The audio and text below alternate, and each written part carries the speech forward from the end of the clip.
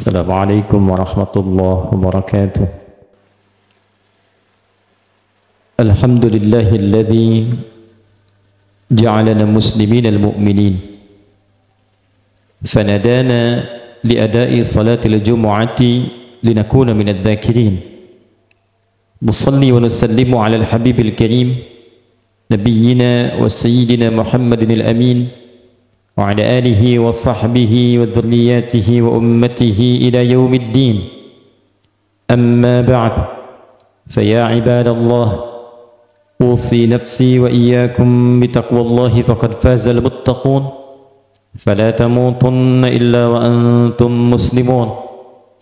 فقال تعالى: يا أيها الذين آمنوا اتقوا الله حق تقاته ولا تموتن إلا وأنتم مسلمون. Hadirin jemaah Jumat rahimani wa rahimakumullah, kita bersyukur pada Allah Subhanahu wa Ta'ala mengawali khutbah Jumat ini, bersyukur atas segala nikmat kehidupan yang telah Allah anugerahkan kepada kita sampai dengan hari Jumat di tanggal 20 Sya'ban tahun 1445 Hijrah saat ini.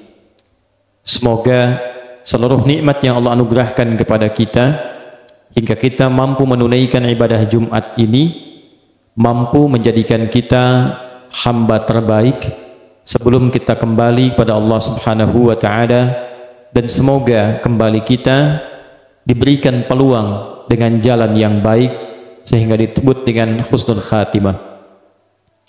Hadirin, untuk melahirkan kehidupan dunia yang baik, yang dalam bahasa Quran disebut dengan hayatan thayyibah dan ditutup dengan akhir yang baik yang dinamakan dengan husnul khatimah, maka penting bagi setiap insan beriman untuk memahami hakikat kehidupan.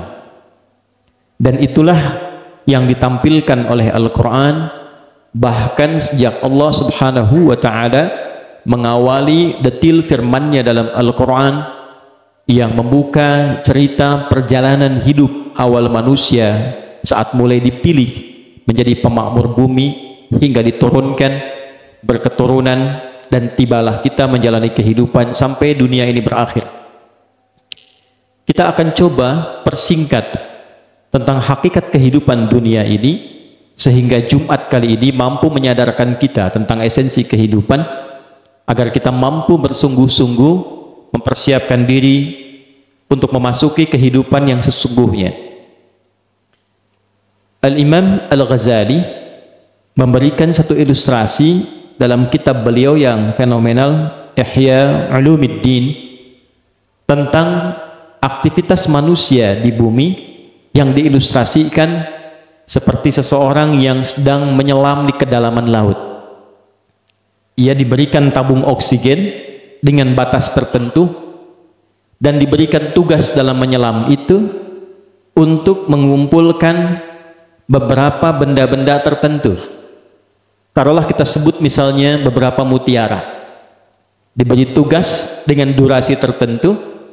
Kalau kita ingin padatkan, misal diberi tugas 24 jam mesti menyelam menemukan 5 mutiara dan 6 permata serta 1 batu tanda khusus. Kalau kita khususkan ada 1, ada 5 dan 6. Diberikan durasi 24 jam untuk membawa itu dan kembali ke permukaan. Namun ternyata ketika menyelam itu ke dasar lautan ditemukan berbagai hal yang sangat indah. Ikan berwarna-warni, terumbu karang yang belum pernah nampak sebelumnya, pemandangan yang begitu indah. Walaupun saat yang bersamaan juga untuk mendapatkan benda-benda tadi, terkadang mendapati gelombang ombak yang tidak mudah. Semakin menyelam ke dalam, semakin deras arusnya. Namun cukup adil waktu yang diberikan, misinya juga sesuai dengan kemampuan untuk naik ke permukaan. Ternyata dari sekian banyak yang menyelam, yang gagal itu bukan karena kurang oksigennya. Yang gagal itu bukan karena arusnya. Yang gagal itu ia lupa dengan misinya, sehingga terpana oleh penampilan-penampilan dan juga pandangan-pandangan yang tampak dalam kemegahan samudra itu, sehingga lupa dengan misi asalnya untuk mengumpulkan benda-benda yang dikhususkan dan berwujud hal yang membawa ia mendapatkan kemaslahatan saat kembali ke permukaan. Itulah kurang lebih ilustrasi dan penjelasan singkat terkait apa yang digambarkan oleh Al-Imam Al-Ghazali dalam kitabnya Ihya Ulumuddin, yang menggambarkan tentang misi dan fenomena kehidupan manusia saat menjalani tugasnya di dunia. Quran surah ke-57 Al-Hadid di ayat ke-20 ini akan menjadi satu sandaran, satu bahasan pokok Jumat kita yang walaupun singkat untuk dipaparkan, tapi boleh jadi ini akan memberikan satu pandangan tentang esensi kehidupan yang sekarang banyak kita saksikan. A'udzubillahi minasyaitonirrajim. Bismillahirrahmanirrahim. I'lamu annamal hayatud dunya la'ibu wa lahwu wa zinatu wa tafakhurun bainakum wa takathurun fil amwali wal aulad. Saya berhenti sampai di kalimat ini dulu. I'lamu, ketahuilah oleh kalian. Jadi yang pertama, Allah memberikan pengumuman, informasi terbuka kepada seluruh hambanya. Kalau kita dengar pengumuman-pengumuman, di bandara ada pengumuman, di sekolah ada pengumuman, di kehidupan berbangsa, bernegara ada pengumuman. Semakin penting yang mengumumkan, semakin istimewa pengumuman itu. Kalau pengumuman disampaikan oleh kepala sekolah, artinya sifatnya penting. Pengumuman disampaikan oleh presiden, bukan menterinya, artinya sifatnya penting. Pengumuman ini langsung disampaikan oleh Allah, bukan melalui makhluk. Allah yang sampaikan secara langsung, kemudian tiba kepada kita melalui Rasul yang teristimewa, bukan Rasul biasa, bukan malaikat biasa, yang menyampaikannya kepada Nabi Muhammad SAW, Ruhul Amin, Sayyidul Malaikah, pemimpin para malaikat, dan yang menyampaikan kepada kita Sayyidul Anbiya'i wal Mursalin, pemimpin para nabi dan para rasul. Artinya informasi ini melebihi batas penting biasa, ya, sangat-sangat penting. Apa yang penting itu? Perhatikan cara menerjemahkannya. I'lamu, ketahuilah oleh kalian informasi yang sangat penting ini. Annamal hayatud dunya, inti kehidupan dunia yang kita saksikan dan kita hadir di dalamnya, intinya itu sebagai berikut. Satu, la'ib. Kebanyakan nampak seperti permainan. Permainan itu ikut rame kemudian selesai pulang. Kemarin adik-adik bermain futsal, permainan rame kemarin, rebutan bola, rebutan piala, setelah itu pulang, hilang, selesai. Yang Allah ingin sampaikan, kehidupan dunia itu ibaratnya satu seperti permainan. Kerjakan, selesai, apapun itu. Anda yang mengajar, disiapkan pengajarannya, bahannya, datang ke sekolah, setelah itu mengajar, pulang, nanti disiapkan besok lagi, begitu lagi sampai selesai. Kalau bukan dunia yang meninggalkan duluan, Anda yang meninggalkan duluan. Anak-anak sekarang mau ujian, disiapkan, belajar disiapkan, nanti selesai ya selesai, begitu saja, ikut selesai lagi, ikut selesai lagi, seperti permainan.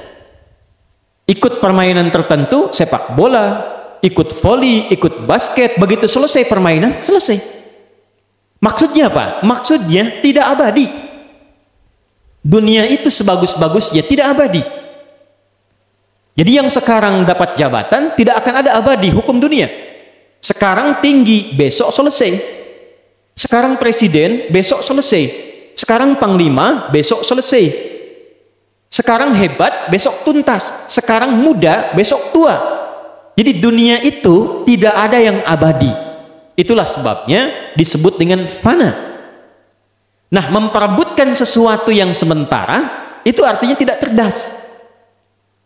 Jadi orang cerdas itu dia akan memperebutkan sesuatu yang abadi sesuatu yang nampak lebih istimewa dibandingkan dengan sesuatu yang akan hilang dan hancur. Jadi kalau digambarkan begini, ada dua benda. Yang satu bendanya sifatnya abadi.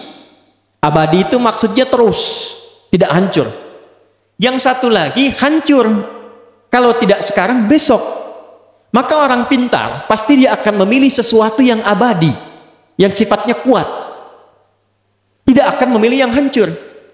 Nah, banyak ayat sindiran dalam Al-Quran, manusia itu diberikan oleh Allah pilihan, mau yang abadi, mau yang hancur. Tapi ternyata kebanyakan manusia memilih yang sementara, yang sifatnya hancur. Coba lihat sekarang. Maaf, demi jabatan, orang menudutkan, orang mencaci maki, orang menyingkirkan, padahal sifatnya sementara. Coba lihat demi bisnis. Demi perdagangan ada yang menyingkirkan, demi persaingan bisnis ada yang menghancurkan. Padahal apa yang diraih pun dari itu sifatnya sementara. Setelah dapat, hilang lagi. Dapat uang nggak bertahan lama, nggak dipakai, hancur. Begitu dipakai dapat makanan, makanan dipakai, digunakan jadi kotoran. Itulah dunia. Maka berebut pada sesuatu yang sementara dalam timbangan Islam, dalam tinjauan Islam, itu sesuatu yang bukan pintar, tidak cerdas. Maka siapa orang cerdas itu? Orang cerdas itu orang yang menggunakan bahan sementara itu untuk yang mendapatkan sifat yang abadi. Untuk mendapatkan sifat yang abadi. Karena itulah banyak ayat dalam Al-Quran memperkenalkan kehidupan abadi yang disebut dengan akhirat, lalu ditampilkan kenikmatannya supaya kita bisa bandingkan mana yang dipengenin. Ini pengen emas, yang dunia sementara, yang di akhirat emasnya lebih berkilau, lebih indah, mutiaranya itu lebih bersinar, kehidupannya abadi. Diberikan tampilan di depan kita, Anda mau ambil yang mana? Ini akhirat, ini dunia. Bukan mengabaikan dunia, tapi gunakan dunia itu sebagai perangkat untuk mendapatkan akhirat yang disebutkan.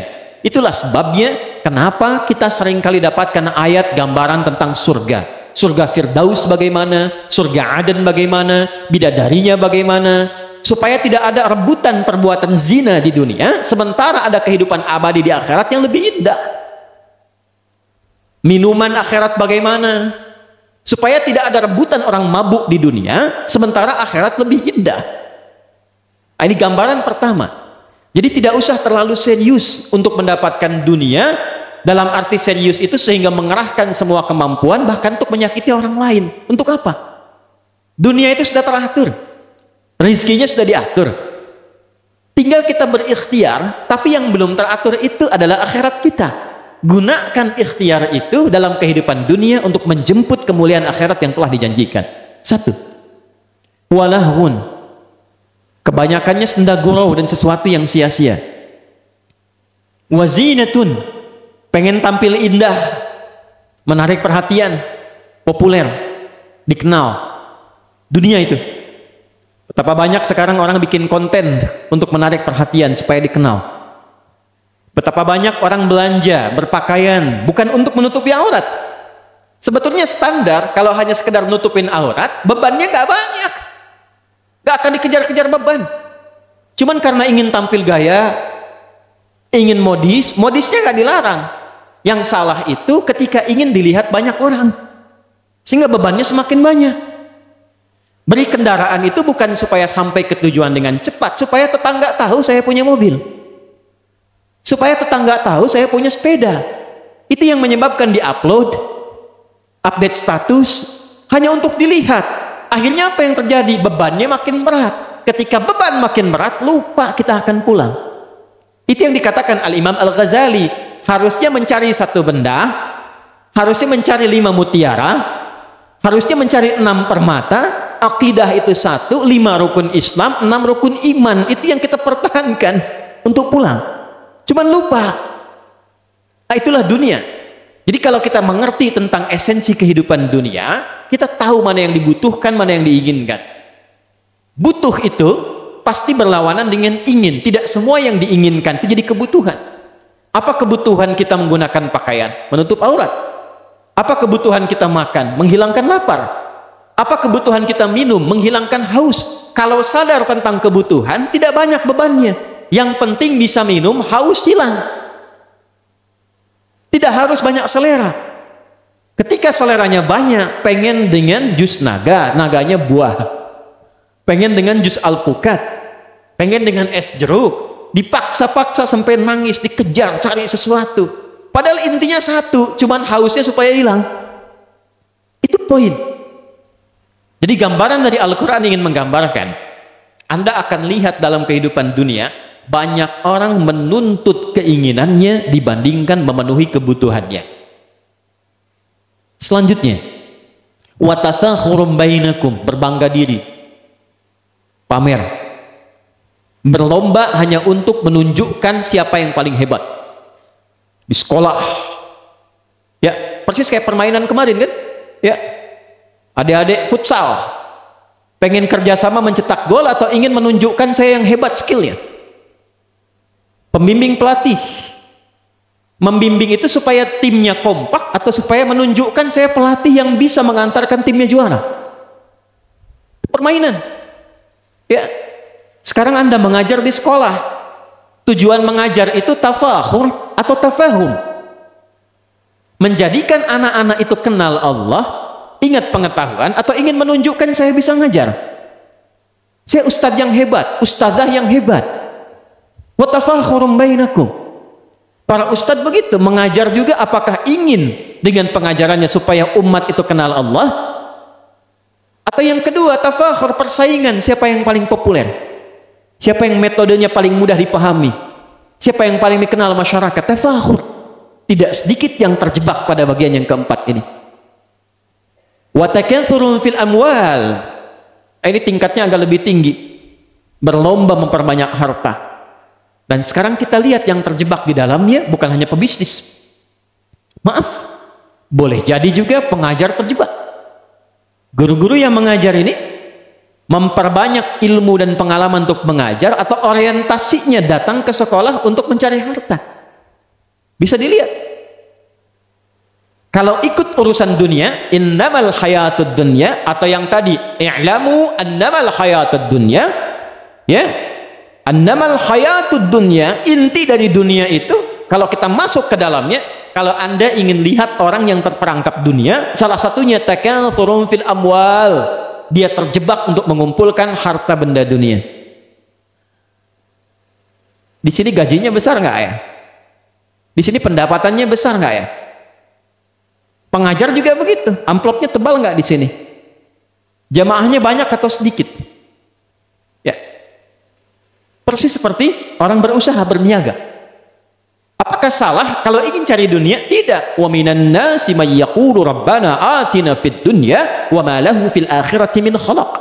Demikian di Al-Baqarah ayat 200. Ya, ada sebagian orang yang memang orientasi hidupnya cari dunia. Tapi ingat, dibuka di awal sesuatu yang ditinggalkan. Makanya disebut dunia, rendah, kecil, hilang, habis. Dana yadnu dunuwan wa dunyaan. Jadi kalaupun Anda perbanyak, sampai ajal aja batasnya, ajal tiba, meninggal. Yang banyak itu nggak ada artinya. Pertanyaannya, apa yang akan kita jumpai setelah wafat pada alam yang baru, tempat yang baru, bekalnya sudah siap atau belum? Dan itulah yang abadi. Jadi kalau memperbanyak harta tadi untuk menopang akhiratnya, itu yang abadi, yang sejati. Ya. Memperbanyak mutiara yang dimintakan, itu yang abadi. Di atas wajib ada sunnah. Tapi kalau terlena dengan hal yang tidak dimintakan, walaupun banyak, fata morgana, ujungnya hilang. Wal aulad, berbangga memperbanyak keturunan. Ya, boleh banyak keturunan. Tapi kalau menyiapkan keturunan dunia, itu yang diingatkan oleh Islam, hanya untuk dunia. Anak saya jadi dokter, boleh. Anak saya jadi tentara, bagus. Anak saya jadi diplomat, bagus. Disiapkan semua. Tapi ketika semua profesi itu hanya diniatkan untuk dunia, itu yang menurut Islam kurang lengkap. Pada akhirnya meninggal juga. Lalu di akhirat jadi apa? Silahkan jadi dokter, saat yang bersamaan dokter yang rajin sholat, dokter yang menghafal Quran, dokter yang melayani untuk ibadah, bukan bekerja sama dengan perusahaan atau pabrikan-pabrikan hanya untuk meningkatkan harta dan melukai pasien. Tuh, itu dunia namanya.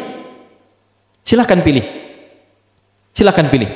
Wa takatsurun fil amwali wal aulad kamathali ghaithin a'jabal kuffaru nabatuhu thumma yahiju fatarahu musfarra thumma yakunu hutama. Kalau yang dipilih itu dunianya saja, pengen jadi A, pengen jadi B, jadi pilot, jadi dokter, jadi insinyur, ya silahkan ambil itu dunia. Kata Allah, seperti persis rumput tumbuh jadi hijau dan bagus, tapi ujungnya menguning, ujungnya hilang, habis. Kalau dibakar itu ya jadi semai yang hitam saja, nggak ada nilainya, selesai diinjak-injak, habis.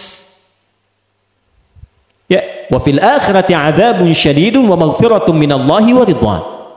Tapi kalau kita gunakan dunia untuk mencari akhirat, perhatikan kalimat Qur'annya, yang kita dapatkan kasih sayang Allah, ridhanya Allah, dan itulah yang menjadikan kita kuat menjalani kehidupan dunia. Ditutup lagi dengan kalimat wa mal hayatud dunya illa mata'ul ghurur. Kalau Anda terlampau menikmati dunia, bukan menjadikan bekal sebagai wasilah mencari akhirat, maka itu akan menjadi kesenangan yang menipu. Silahkan kumpulin harta sebanyak-banyaknya. Guru-guru yang mau ngajar orientasinya mencari harta, silahkan kumpulkan. Besok meninggal, harta itu tak terpakai. Ternyata yang terpakai itu ilmu ikhlas yang pernah diajarkan. Bukan kehilangan dunianya. Dunianya Allah cukupkan, bahkan Allah lebihkan untuk mempermudah misi kehidupan ia mencari akhirat. Silahkan yang bisnis berbisnis untuk cari akhirat, maka Allah mudahkan jalannya, dia dapat dunianya, dia raih akhiratnya. Itu yang dimaksud ayat 201-nya, wa minhum may yaqulu rabbana atina fid dunya hasanah wa fil akhirati hasanah wa qina adzabannar. Kesimpulan dari khutbah Jumat yang singkat ini, mari di akhir bulan Sya'ban ini sebelum masuk Ramadan, kita temukan tentang hakikat kehidupan kita, supaya kita mengerti dan paham bagaimana caranya menjalani kehidupan dunia ini. Gunakan dunia untuk mencari akhirat. Tidak dilarang kaya. Uthman kaya, Abdurrahman bin Auf kaya, sampai sekarang kisahnya viral. Insyaallah adik-adik nanti yang di wisuda di Madinah, di Mekah, akan melihat hotelnya sahabat Uthman bin Affan. Beliau sekarang punya tabungan di Bank Saudi. Salah satu tabungan itu hasilnya didapatkan dari hotel. Dulu zaman Nabi nggak ada hotel, cuma beliau membeli sumur dengan kebun untuk akhiratnya, dibeli dengan uang dunia untuk akhirat. Lalu sumur itu, hotel itu, sekarang sumur itu, kebun itu sudah tidak ada, dijadikan hotel. Hotelnya dapat penghasilan, ditabung di bank, hasilnya disedekahkan untuk umat Islam. Sudah 15 abad masih punya hotel sekarang. Itulah akhirat. Dunianya terlihat dan akhiratnya terjamin. Silahkan cari dunia sebaik-baiknya untuk menyiapkan kehidupan akhirat. Tapi kalau semua digunakan hanya untuk memenuhi kebutuhan dunia, tadi cirinya banyak mainnya, semua tergabung. Yang 5 tadi itu nanti nyambung semua. Takatsurun fil amwal, berebut harta. Nanti kalau sudah banyak hartanya, orang dunia itu kelihatan apa? Laibun walahwun, banyak mainnya, hartanya dipakai main-main, pakai judi, main-main, ya, maaf, ke tempat-tempat hiburan buat main aja. Walahwun, sendagurau, ya, cuman buat main, tebak-tebakan, keluar harta, habis uang buat poya-poya. Nah itu cirinya orang dunia. Jadi kalau menemukan yang seperti itu, kita doakan, dan kita jangan ikut ke situ, supaya semua kembali pada rahmat Allah Subhanahu wa ta'ala. Penting itu disampaikan karena sekarang mulai nampak kehidupan dunia itu real di hadapan kita. Bahkan nampaknya lebih dari sekedar apa yang digambarkan. Lebih parah sekarang tampak. Zaman Nabi Lut dulu, yang ada itu cuma homo, laki-laki aja. Laki-laki dengan laki-laki. Sekarang perempuan dengan perempuan. Tidak ada yang ganti kelamin, sekarang ganti kelamin. Semakin banyak yang aneh-aneh, semakin banyak tingkat maksiatnya. Ini menunjukkan dunia sedang tidak baik-baik saja. Maka kalau ingin jadi orang yang baik, beralihlah mencari kehidupan akhirat. Dalam arti gunakan perangkat dunia, silahkan sebaik-baiknya untuk menjadi pribadi yang baik di hadapan Allah, menjemput kehidupan akhirat kita yang lebih nyata. Barakallahu li wa lakum fil Qur'anil azim ونفعني وإياكم بما فيه من الآيات والذكر الحكيم وتقبل مني ومنكم تلاوته إنه هو السميع العليم ادعوا الله يستجب لكم ولنا جميعا. الحمد لله والصلاة والسلام على رسول الله محمد بن عبد الله وعلى آله وصحبه وذريته ومن والاه وبعد. فيا عباد الله أوصي نفسي وإياكم بتقوى الله فقد فاز المتقون فلا تموتن إلا وأنتم مسلمون. وقال تعالى يا أيها الذين آمنوا اتقوا الله حق تقاته ولا تموتن إلا وأنتم مسلمون. واعلموا فيا عباد الله إن الله وملائكته يصلون على النبي يا أيها الذين آمنوا صلوا عليه وسلموا تسليما. اللهم صل وسلم وبارك على حبيبك الكريم رسولك المصطفى الأمين سيدنا ونبينا محمد وعلى آله وصحبه أجمعين. اللهم نحمدك حمدا كما علمتنا أن نحمدك ونشكرك شكرا كما علمتنا أن نشكرك أنت المقدم وأنت المؤخر بيدك الخير إنك على كل شيء قدير. اللهم اغفر للمسلمين والمسلمات والمؤمنين والمؤمنات الأحياء منا والأموات إنك سميع قريب مجيب دعوات ويا قاضي الحاجات. اللهم يا خير الناصرين اللهم انصرنا من هوانا من غلبة الدنيا ووجهنا إلى الحياة الآخرة يا الله يا رب العالمين. ووجهنا يا الله إلى حياة الآخرة يا أرحم الراحمين. آت أنفسنا تقواها وزكها أنت خير من زكاها أنت وليها ومولاها. اللهم يا خير الناصرين اللهم انصر إخوتنا في فلسطين اللهم انصر إخوتنا في غزة اللهم زد قوة المجاهدين في سبيلك وخاصة في فلسطين واجعل أحياءهم يا الله مجاهدين في سبيلك واجعل موتاهم يا الله شهداء في رحمتك وألحقنا معهم يا الله في رحمتك يا رب العالمين مع الذين أنعمت عليهم من النبيين والصديقين والشهداء والصالحين وحسن أولئك رفيقا. اللهم احفظ بلادنا يا الله أندونيسيا واجعلها بلدة طيبة وترضاها. اللهم اهدي يا الله رئيسها واهدي يا الله أمراءها اهدهم إلى الصراط المستقيم صراطك الذين أنعمت عليهم من النبيين يا الله والصديقين والشهداء والصالحين وحسن أولئك رفيقا. اللهم احفظ علماءنا واجعلهم يا الله مخلصين لك الدين.